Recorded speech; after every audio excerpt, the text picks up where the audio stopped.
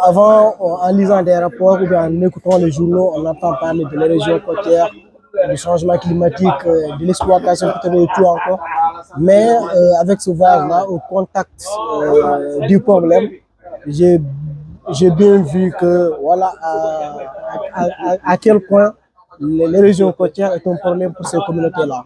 Voilà, on voit que comment la mer avance, comment elle grignote chaque jour des mètres de la plage et tout. Je suis venu sur le terrain, j'ai constaté ce que j'ai toujours entendu à la radio, vu à la télé. Moi-même, en tant que journaliste, je suis venu côtoyer la réalité.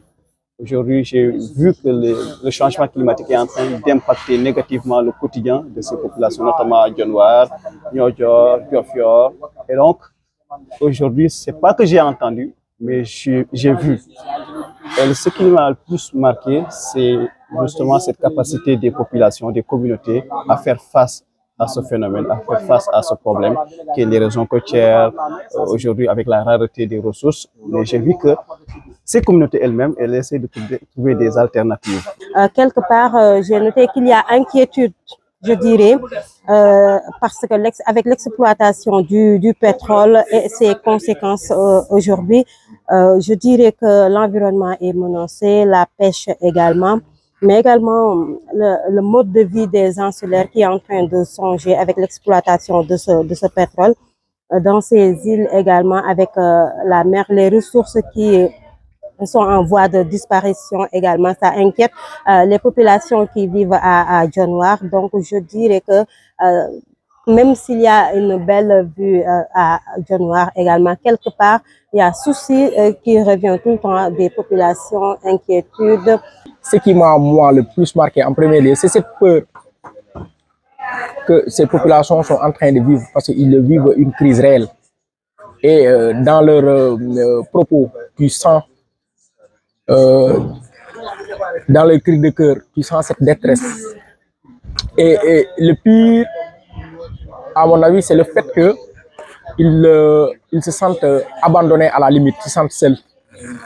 Parce que nombre d'entre les personnes qu'on a interviewées, ce qu'ils ont relevé, c'est le fait qu'ils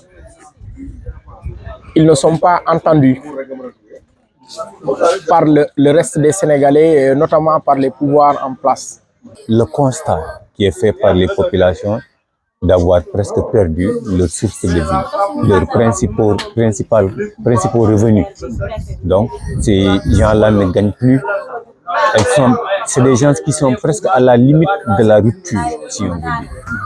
L'autre principe que je retiens, c'est que ces populations sont aujourd'hui très inquiètes.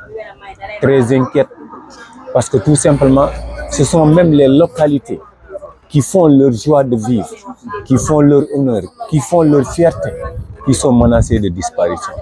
On nous a dit, et nous l'avons vu, Dionewar, c'est la porte des îles. C'est la localité qui fait face à l'océan Atlantique. Ils ont un endroit qu'on appelle le Sangomar, où toutes leurs croyances mystiques, en tout cas, ou socioculturelles sont là-bas, qu'ils risquent de perdre.